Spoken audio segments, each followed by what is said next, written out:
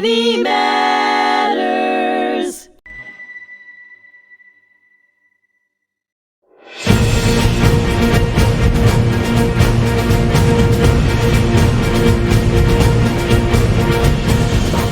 Hello, and thank you today for joining us. I'm your host, Rich Acritelli, and for today's episode, The Fog of War and Humanity, here on hmTv, my special guest is Lieutenant Colonel Nicholas Nicky LoRusso, will join me for a conversation about his 2 decades of service in military uniform, his time as a student and a talented lacrosse player at the United States Military Academy at West Point, and his job as an engineer in Iraq, Afghanistan, and closer to home here in New York City. Nick, here we go. Let's get started. All right. Where did you grow up, and what were your interests as a kid? So I grew up out in Rocky Point, the oldest of 4 boys, so anything that boys get into were my interests. You know, we grew up playing street hockey out in front of the house, riding bikes all around town. Had a nice section of woods that we used to mess around in, you know, digging holes, making zip lines out of garden hoses, all kinds of good stuff. And then, you know, got into sports pretty early, so pretty normal for where we grew up. Soccer, baseball. Then as we got a little bit bigger, transitioned into lacrosse and wrestling through high school and into college with lacrosse. So Okay, could you give me the names of your brothers? sure, yeah. I'm my first brother after me is Kevin, then Brian, and then Larry. We're all like some teen months apart each. So I was born in '84, and my youngest brother Larry was born in '88. So we came kind of one after the other. My mom always, when she talks about us to my kids now, she's like, "Oh yeah, your dad and your uncles are just a pack of puppies. It's hard to keep control of them all the time." You know, pretty funny. And you guys were a strong physical group, a lot of energy. Yeah. I mean, we were always wrestling around, playing, you know, getting into stuff. You know, occasional roughhousing. If ever we got too out of hand, it was either my mom would have this little song, 1, 2, 3, 4, everyone out the door, and send us outside to play, or if it was bad weather or nighttime, if we couldn't keep control of ourselves, we did a lot of push-ups and sit-ups to get our energy out. Yeah, God bless your parents, right? With a lot of energy and right? A lot of spunk, right? So now your senior year, talented lacrosse player, wrestler, you played football. Mm-hmm. What was your decision process in terms of the type of college that you wanted to attend? So, I mean, I started getting recruited for lacrosse when I was a junior. Had a good summer that year, traveling to tournaments and stuff, and got noticed by a couple coaches. And that spring season also got a couple like letters in the mail. The Army lacrosse coach was at a game, a regular season game against Kings Park, I remember, because I actually got in a fight and got ejected in the 3rd quarter, but he left at halftime, so he had seen enough. I had a good first half, and he had left. I was all worried that I was like, oh, there goes my shot at West Point, getting in a fight in a game. Well, the Army wants to see a little fight too, right? Yeah, so once I started doing official visits my senior year in the fall of my senior year of high school is when I, went up to the academy and met the team there and saw the grounds of the academy and got an idea what life was like there. And I went to some other schools. And after my official visits is really like what helped make the decision for me. I had the kind of interest in serving because the year prior, fall of my junior year was 9/11, and that had a pretty lasting impact on a lot of us. So especially in Rocky Point, losing 4 graduates. And that you have friends, classmates getting pulled out of class during the day because they had family in the New York City area. I didn't know my wife right away back then, but her family's all police officers and firefighters in New York City, so they had a connection. Yeah, really big. Like her dad was on tour in Queens, and they saw, I think, the 2nd plane hit and got on the rig and head into the city. And she didn't hear from her for like 4 days. And then, she had like 2 or 3 other uncles that were firefighters at Ground Zero, and then another 2 like uncles that were over there. So really, really deep connection to that. And it's kind of one of the things that's kept me in uniform as long as I have been, is the commitment I feel to being a part of the security. Family members that saw the opening of 9/11, and then obviously the war on terror that came out after that. Yeah. Now, when you went to West Point, what were some things that might have come easy to you, but also some things that might have been challenges for you? Yeah, sure. So I was actually just talking to my son about this the other day. We were talking about having discipline and paying attention. and how important that is. And that's something that was instilled in me and my brothers from both of our parents growing up. And I remember getting to West Point and then laying out how you put your uniform on, how you set up your equipment, how you keep your room. And came easy because that was how my parents taught us to pay attention, listen, and do things right. And so I'd, rip through getting stuff done and come out looking correct. And my classmates were like, were you in the Army before? Like, how do you know how to do all this stuff? I was like, I listen, and that's it. So that was like some of the stuff that came pretty natural. And then also in sports, right? You can't do well if you're not listening to instructions, learning plays or sets or techniques, whatever sport you're playing. So just that helps also with picking up on stuff. Did sports help you Absolutely. in terms of your drive in the service and leadership and being in shape and both mental and physical? Yeah, I mean, I've always kind of had an interest in being in good physical shape. My dad was really big into weightlifting. He was, my first experiences in a weight room with my father at 4 a.m. when I was 14 years old. So I could work out with him before he went to work in the morning. And so the physical stuff came pretty natural, having played, kind of combat sports, being lacrosse, football, and wrestling. The work you have to put into being in shape for those sports are not too far off from what you have to do for being in shape for the military. So that stuff was all kind of fun and familiar. And, even with, I'd say wrestling made a lot of stuff about the Army easier because I was always like, well, they're giving me food and water, which sometimes I didn't have during wrestling season when I was cutting weight. So it was always good with that, And especially that's a high discipline sport, Yeah, absolutely. Win or lose, you still got to go out there and you got to, compete. And the same thing with the service where they expect you to operate under sometimes difficult conditions in terms of high stress, whether it's in the classroom or out in the field somewhere. Absolutely, yeah. Now, you played lacrosse for 4 years. You were captain of your team? In high school, I was captain. Up at school at West Point, I was the backup goalie. It was really, really challenging. That was probably where, both just academically and, leaving home, right? You go from being kind of a big deal where you grew up, and then you get to West Point. Everyone has great grades. Yeah. Right? They all came from having great grades in school, and on the sports teams, they all were great, right? Everybody was all county or all state or all American. You have to do more to, get to the next level. So I learned a lot about how much more work I needed to do, right? Your work ethic gets ever better because of the competition there.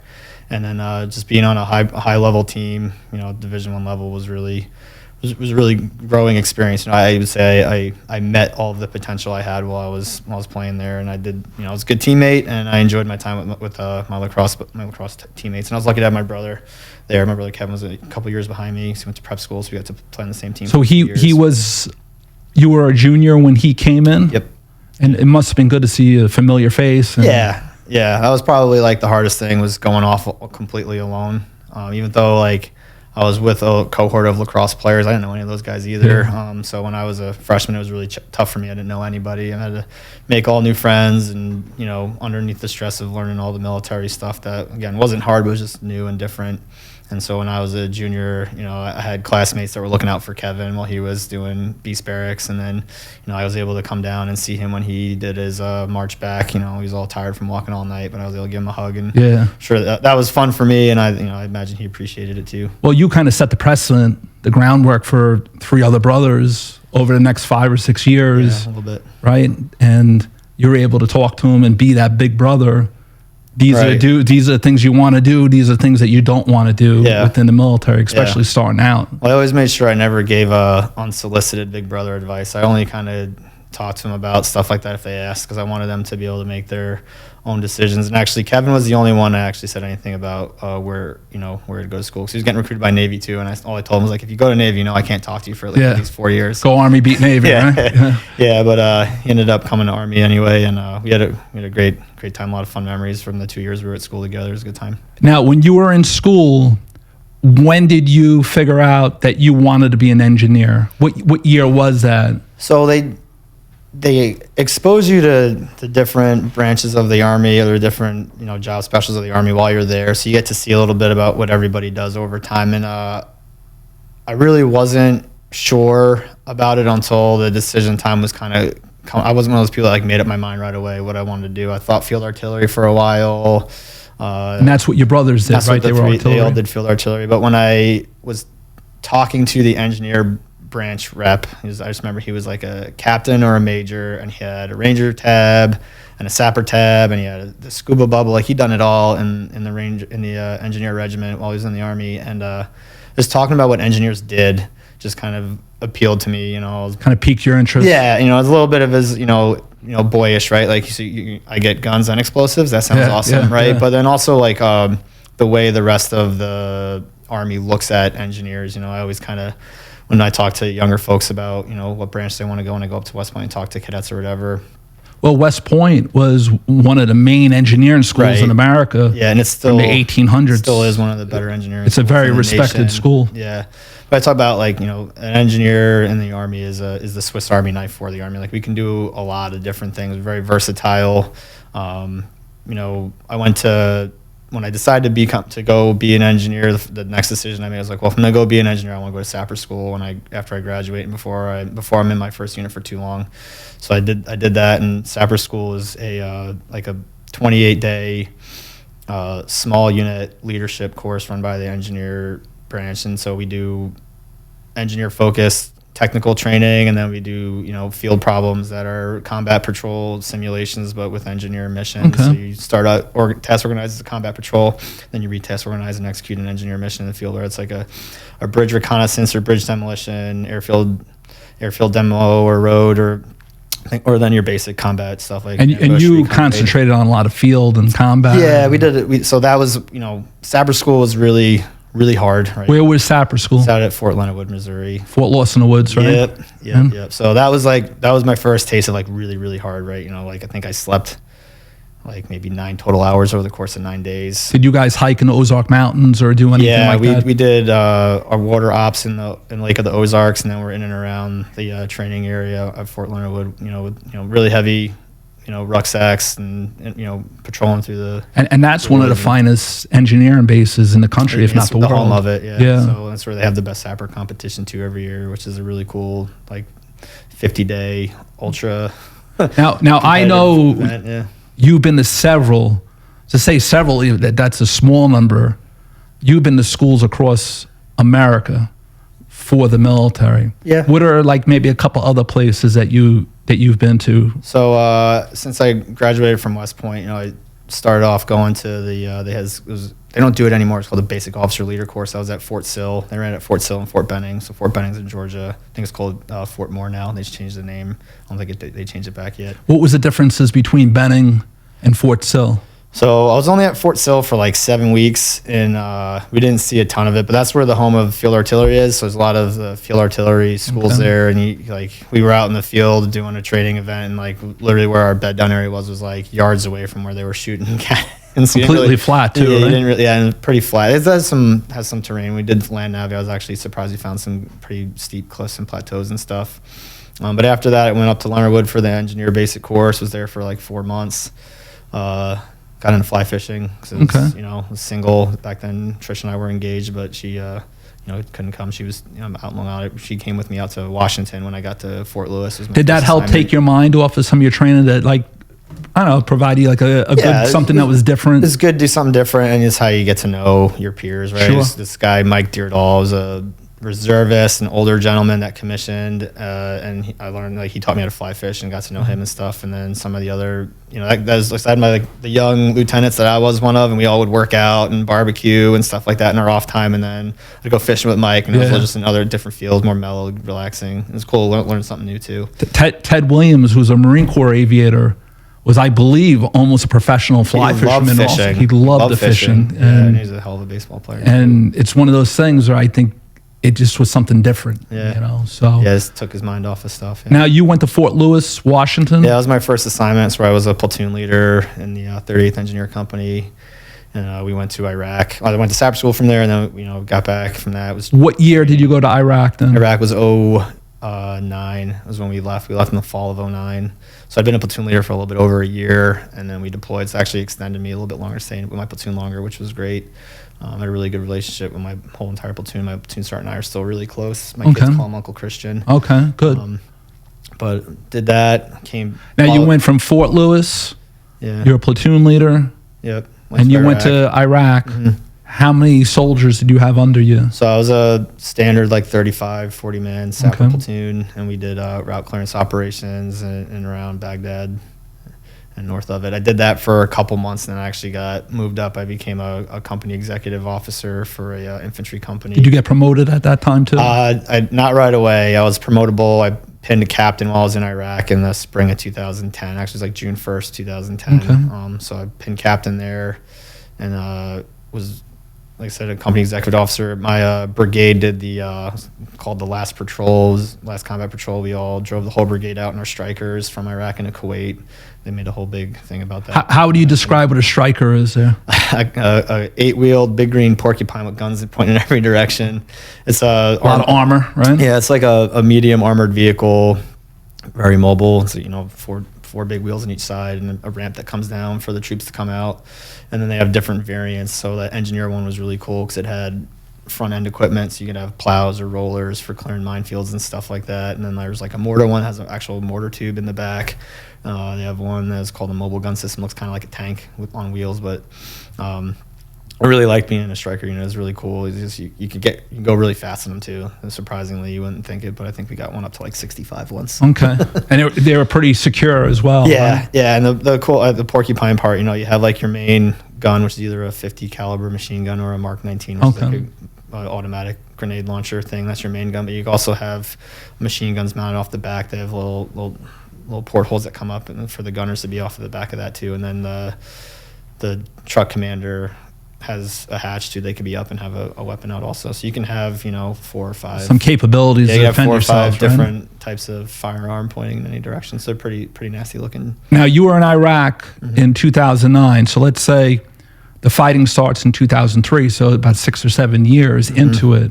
Yeah. What are your recollections of like Baghdad and the fighting that was there? And yeah, it was different. So it wasn't as violent all the time as earlier on. Like people hear about like Sadr City and Fallujah, and those are really high intensity times. But by the time we were there, we had a new status of forces agreement. So like even when we would do patrols, traffic could kind of integrate with our patrols. It was really weird feeling because there's like vehicle borne. So you work with Iraqi police a little bit more, and Iraqi military? One of the things I did actually while I was in Iraq is that I helped get a bunch of barriers placed. They're called like I can't remember what they're called. They're like huge walls. They're not T-walls, but maybe it's called a T-wall. They're like 12-foot concrete sections of wall. I helped build a perimeter for an Iraqi police force thing. And then we'd have a lot of meetings with like the different police forces, and there was like some formal and some informal ones. And then there was another group called the Sons of Iraq, and they were like a militia-ish type force that you could always spot. Were they friendly or? Yeah, I mean, most of the time, a lot of time I was out at night, and you see them sleeping. Because they're nighttime. So we did a lot of route clearance at night at first. Did you guys try to support them at all, or was it arm's length? Yeah, so kind of hello, how you doing? For engineer, we were completely unilateral by ourselves. But when I got over to the infantry company and in the infantry battalion, those guys were integrated more with Iraqi army and some police force stuff. Did you have any of those guys? Did they do any training over here, or was there any schools established to help out the Iraqi military? Directly, no. I don't think we had guys specifically that we work with, but we have the United States has a pretty robust, partnership program with many of our partners and allies. So when I was at, even as far back as Bull Lake in 2008, we had guys from Lebanon in our class. I had 2 Lebanese guys in my engineer basic class, and then when I was at the career course in 2011 in Fort Benning, I had a guy from Colombia. Wow. Vitautas Klimavicius was his name. He was a Colombian officer. He's hilarious. And there's folks from Middle Eastern countries also. I remember one of my friends had So it was a wide range and international. Yeah, we always have international students in our formal military professional education. Like I had a guy from Nepal and another guy from Montenegro at CGSC with me when I was at CGSC in Kansas. 2 totally different areas of the world. Yeah, and it's funny when you get into some of like the leadership vignettes, like we were talking about like Black Hearts, the 101st in Iraq back in like 2007 was that when that happened, right?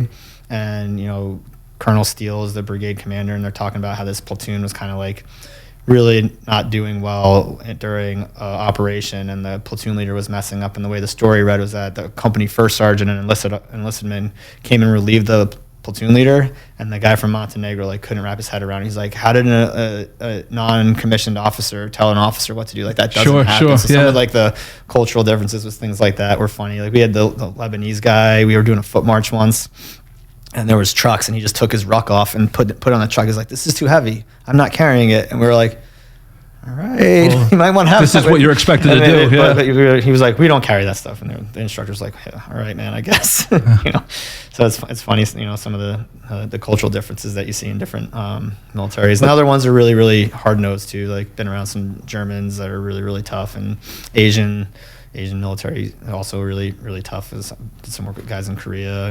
And that shows you the strength of American military training, that we could be a big brother to some of these other countries. Mm-hmm. Now, you come home. Were you married already? I got married in January of 2009, so I'd been married for less than a year when I went to Iraq. So actually, we celebrated our first wedding anniversary in April of 2010, which was like 4 months after the actual year, because I was home on R&R. And where were you guys living? I was still in Washington. In Washington, yeah. Okay, now you're in Iraq. You come home for a little bit, and then you go over to Afghanistan. Yeah, I went to the career course, and then went to Afghanistan, because that's where the unit was that I was assigned to coming out of the career course. Where in Afghanistan were you? Started out in Bagram, and I was there for a few months. I was on a brigade staff working. And that was a massive base, right, Bagram? Yeah, Bagram was huge, and Afghanistan way different than Iraq. Just the people there culturally, obviously very different. The history of Afghanistan. If you've ever read The Great Game. A lot of fighting in Afghanistan. It's always a country, they call it the graveyard of empires for a reason.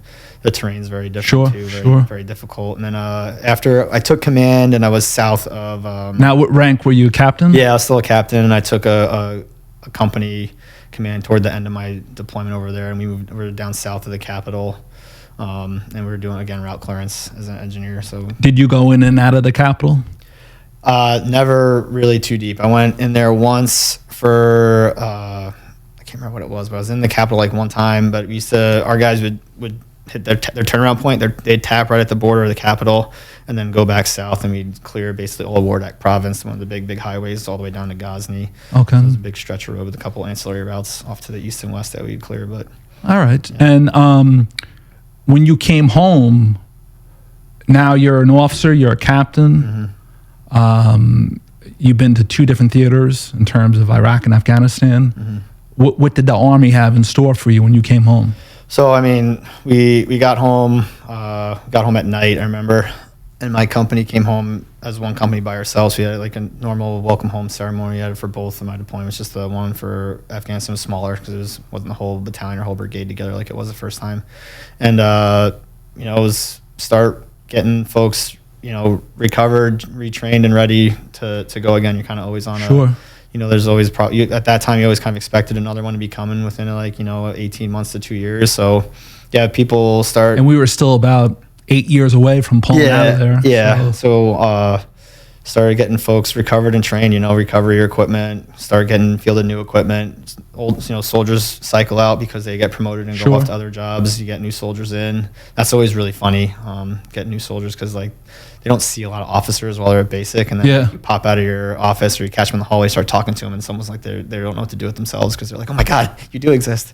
And you have an officer that's been around the corner. Yeah. Right. Yeah. So and then the coming over to Afghanistan was probably harder, because that company had been through a lot before I took it over. It lost some people, had a lot of Purple Hearts and stuff. So we had some guys that had some pretty significant mental and emotional problems. And that's what a lot of and stuff. So dealing with a lot of that too, make sure they get the proper care and stuff like that. And a lot of Americans don't always see that. Yeah, and then I found that some of the best medicine was getting them training again. They loved it. If they feel like they have a good purpose and they feel like they're getting better at their jobs, that's what really they get it. That's probably the best way to take care of people sometimes. So we had some really aggressive training schedule out in the field, from individual skills up through collective, with up to did team live fires, squad live fires, platoon live fires. They enjoyed all that stuff, so it was good. And you like your training, right? It keeps you sharp and busy. That's what your job is, right? You want to be expert at your craft. So okay, now I want to ask you this question, because you moved how many times during your career? Moved 8 so far. 8 times, and you've been in the service for coming up on 18 years of service. This May will be 18. And last January, right? Or a year from this past January, you were promoted to what rank? Went from major to lieutenant colonel. Lieutenant colonel, and that was a big honor to. Yeah, I was glad to have made. That's a tough cut to get promoted to lieutenant colonel. Yeah, you're starting to move up there now a little bit, and that shows in terms of all your responsibilities and all your tasks and your ability to be an outstanding officer, to not only look out for your own job but to also take care of your soldiers. I just had one question I wanted to ask you before we left. What was it like for your family? You have a young, growing family. You're just married. What's it like for the family? I mean, your wife is really kind of like the glue that keeps everything together. Oh yeah, I mean, everyone says it, and it sounds like cliched because you hear the same thing a lot when you're around the Army. But really, you know, what you have at home is all that matters the most, right? And my wife Trisha started dating while I was a senior in college. I proposed to her October of 2008. You know, I don't know how I got her to say yes, but she said yes, and it was kind of like, I think you're at my promotion ceremony. It said something like, "Thanks for jumping on the boat that didn't even know where it was going." Yeah. And you know, I've had good times, had hard times. You know, deployments are always tough and everything, but you know, we've enjoyed what we've been able to experience together, seeing places and meeting people that we probably otherwise wouldn't have met if it weren't for being in the Army. You went to Mongolia and Taiwan. Yeah, right?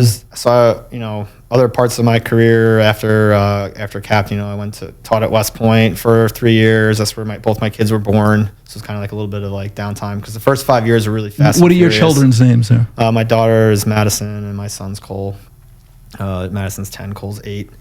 But you know, after West Point, went to the Command General Staff College, and I started kind of getting back into the operational Army. And I was down at Fort Meade at the Asymmetric Warfare Group, and that's where I did a lot of that travel in and around Asia, doing some kind of non-standard type missions. But yeah, a bunch of trips to Korea for stuff there. We had a lot of stuff with our dense urban terrain and subterranean warfare studies, and then over in Mongolia, working on establishing training partnership with them because they're kind of like we're a third neighbor to them, considering who they're sandwiched between.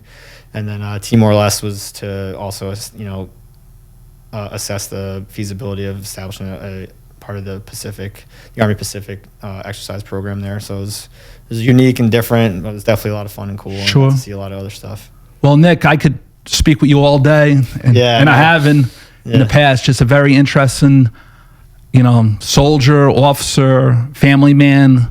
And, you know, we're very proud to have you here at hmTV. Thank you very much for coming in today. Thanks, Zach. Appreciate it. Nick LoRusso, Lieutenant Colonel Nick LoRusso.